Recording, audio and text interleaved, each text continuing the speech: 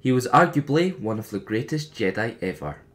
If you strike me down, I shall become more powerful than you can possibly imagine. So what is the life story of Obi-Wan Kenobi?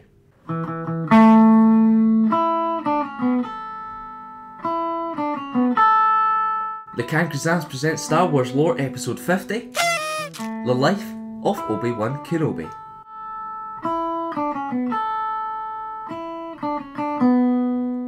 Obi-Wan was born on the planet Stu-Jon. In his early days, he was recognised as being force sensitive and so was soon on his way to Coruscant.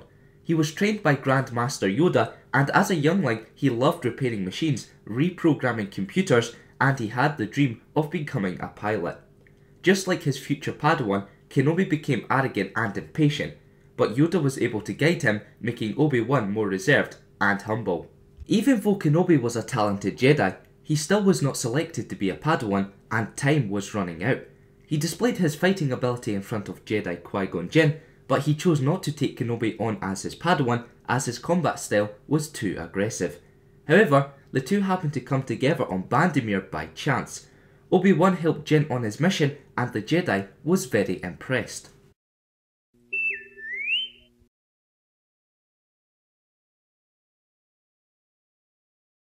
Even though the two had a rough start to their relationship, with their personalities clashing, Jinn truly felt that Kenobi would become a great Jedi and was happy to have him as his new Padawan. Not long after, the two travelled to Ilum where Kenobi crafted his lightsaber. Whilst there, he met and became friends with Dexter Jettster. Still before the Battle of Naboo, Qui-Gon and Obi-Wan were on Alaris Prime to fend off the Trade Federation. It was at this point where Obi-Wan first met the Wookiee, Chewbacca. Jinn helped Chewbacca lead the colony of Alaris Prime to military and economic success. This would not be the last time Kenobi and Chewbacca would see each other. Qui-Gon and Obi-Wan were sent to the Naboo blockade to negotiate with the Trade Federation. They arrived on its flagship and were led to the conference room by a protocol droid. When the droid reported to Viceroy Gunray that the negotiators were actually Jedi, the decision was made to destroy their ship and gas both men. Jinn and Kenobi managed to escape the room, fend off some droids, and made their way, in secrecy, to Naboo with the droid forces.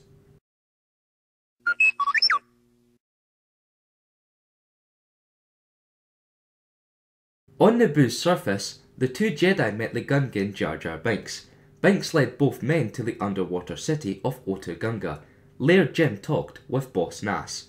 He managed to secure the use of a bongo to travel to Naboo's capital city, and he freed Jar Jar, who was a criminal at the time.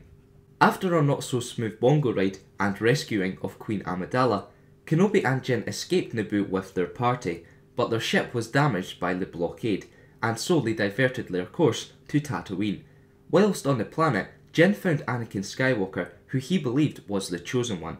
Although Obi-Wan was impressed by the boy, he didn't think he should become a Jedi as he was too old and had too many emotional attachments. Back on Coruscant, Qui-Gon presented Anakin to the Council. Like Kenobi, they were impressed by the boy but believed that Jedi training was not suitable. Even with the news, Jinn was adamant that the boy was to be trained and he would be the one to do it. Later the two Jedi escorted Queen Amidala back to Naboo in hope to lure out the cloaked fighter Qui-Gon came face to face with on Tatooine. The plan worked as the cloaked fighter Darth Maul confronted both Jinn and Kenobi. They began an intense fight where Maul used a double-ended lightsaber to take on both of them. At one point Maul kicked Kenobi off a ledge which left his master fighting alone. He tried to catch up but laser gates stopped him.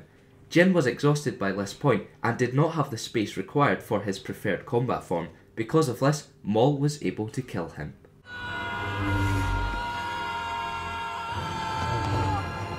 After being taunted by Maul, Obi-Wan rushed out of the laser gate and gave the Zabrak everything he had until he was knocked down the nearby energy pit. Clinging onto a handle, he watched Maul kick his lightsaber down the pit. However, the Jedi coordinated an attack using a force jump to climb over Maul and meet his master's lightsaber. Before the Zabrak knew what was happening, he was sliced in two. After this, he rushed to the aid of his master. Jinn's dying wish was for Obi-Wan to train Skywalker, which he felt he could not refuse. After this, the council granted Jim's wish, and since Kenobi managed to slay a Sith, he was granted the title of Jedi Knight. 10 years after Naboo's invasion, Obi-Wan and Anakin had the task of protecting Padme Amidala. After an attempt was made to kill Padme, both Jedi chased after the assassin. When they caught up with her, a figure wearing Mandalorian armour shot a poisoned dart, killing the assassin. Kenobi studied the mysterious dart and found it to be Kaminoan with the help from Dexter Jettster. There was one problem though. Kamino was deleted from the Jedi archives. Nonetheless, Kenobi travelled to where the planet should have been. On arrival, he found a huge unauthorised clone army that was to be used by the Republic. He came into contact with the bounty hunter Jango Fett, who the council wanted apprehended. Thus, a fight broke out. After a short encounter, Jango and his son escaped, but Obi-Wan threw a tracking device on their ship. After chasing the bounty hunter, Kenobi found himself on Geonosis, where he found out many star systems wanted to separate from the Republic. Soon after, he was captured by Count Dooku, who tried to make him join the Confederacy of Independent Star Systems. He stated that his former master, who was Dooku's former Padawan, would have joined him, but Kenobi declined. This led to him, alongside the captured Anakin and Padme, facing the beasts of the Geonosis arena. To the crowd's distaste, the three were doing very well, so to turn the tides against them, droids were sent to finish them off. Thankfully, Mace Windu arrived with many Jedi to save them, and later the new clone army, led by Yoda, also came to their aid. After the droids were all defeated, Kenobi alongside Anakin and Padme went after the fleeing Dooku. When the two Jedi caught up with him, Anakin, against Kenobi's advice, rushed to fight the former Jedi. This left Obi-Wan to fight the Sith on his own. Dooku was too powerful for both men, and ultimately Yoda came to the rescue. During the Clone Wars, Kenobi became a general in the Grand Army of the Republic. He proved to be good in this role as he led the Republic to many victories. He also gained the name the Negotiator as he used diplomatic solutions instead of combat. At one point, he actually saved fellow Jedi Kit Fisto, who was nearly killed by Asajj Ventress. Later he was promoted to Jedi Master and was granted a seat on the Jedi Council. Not before long, he was one of the Council's leading members. Kenobi came face to face with a ghost, someone he thought he killed, Darth Maul. The Zabrak survived the fall and the mutilation with a mindset of revenge. Obi-Wan escaped Maul, but he managed to get one over the Jedi as he killed his former lover. After General Grievous kidnapped Chancellor Palpatine, Kenobi and Skywalker were sent on a rescue mission. After battling their way to and through Grievous's flagship, they found Palpatine, but they were confronted once again by Dooku. This time it was Anakin that was left on his own, as his master was knocked out early in the fight. After disarming Dooku, or should I say dishandling, the Chosen One cut off the CIS leader's head after being instructed to do so by Palpatine. Later, all three were captured by Grievous, but they escaped and had the general flee. It may have been a rocky mission, but at least they were successful. When Grievous was found again, Kenobi was the man sent to take out the cyborg. Even against 4 lightsabers, Obi-Wan stood his ground well. When the clones ambushed the Separatists, Grievous tried to flee, but was chased. The fight finished on the General's private landing platform when the Jedi shot him through the gutsack. Soon after this, Order 66 began. Kenobi survived clone attempts to kill him and made contact with Bail Organa, who had rescued Yoda. When Yoda and Obi-Wan arrived at the Jedi Temple, they found recordings of Anakin pledging his allegiance to the Chancellor, now recognised as the Sith Lord.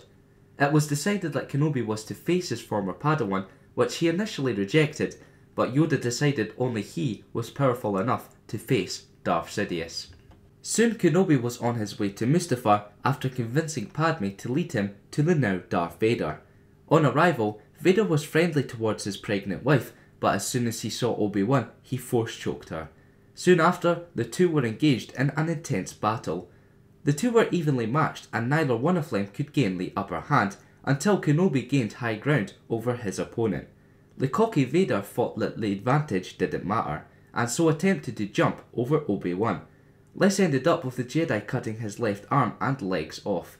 He rolled down the slope where lava would eventually engulf him. Kenobi was very emotional at this point, saying that Anakin was like a brother to him. He retrieved Vader's lightsaber and chose not to kill his defenseless enemy in cold blood. Instead, he let the Force decide his fate.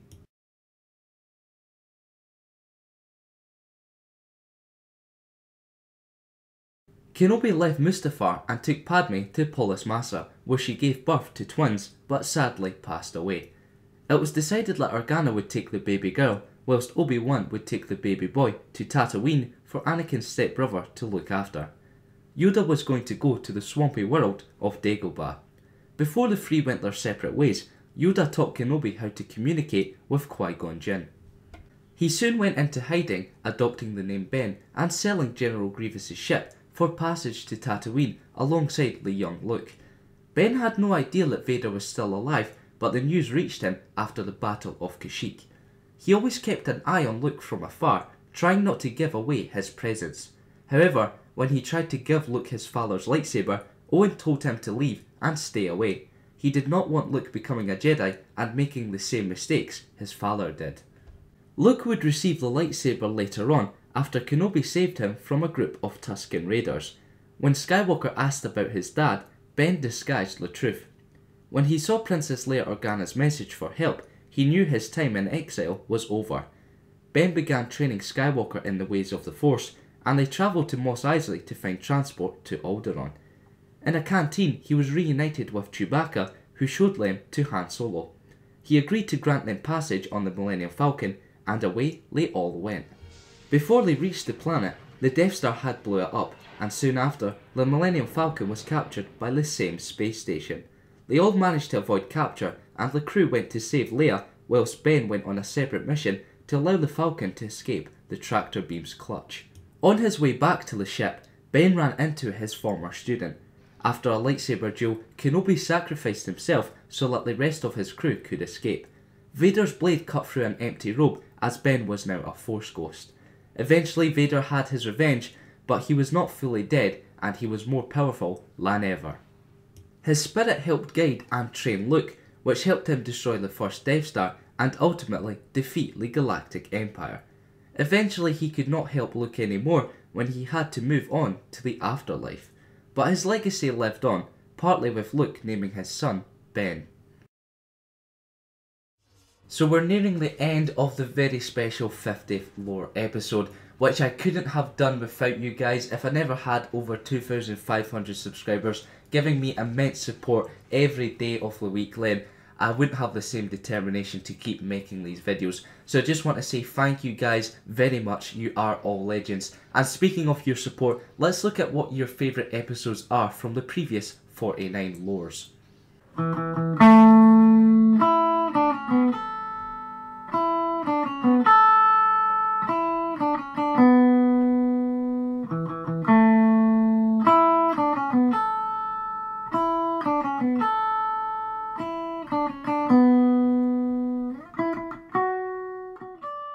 Stay tuned for a video on Monday detailing how you can now vote for wildcard choices. Remember to vote for next week's episode by liking one of the 2 comments below. If you want to learn more about someone or something from the Star Wars universe, leave a comment. And for more Star Wars lore, keep it locked here. Wait for it. To the Kankazans! So we've done it. 50 lore episodes. What do you guys all think? Good. Once more, the Sith will rule the galaxy. Thanks, I guess, maybe?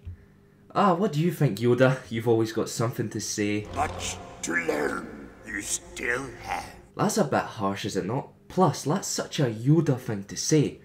Anyway, anyone else got something to chip in? I am going to end this, once and for all.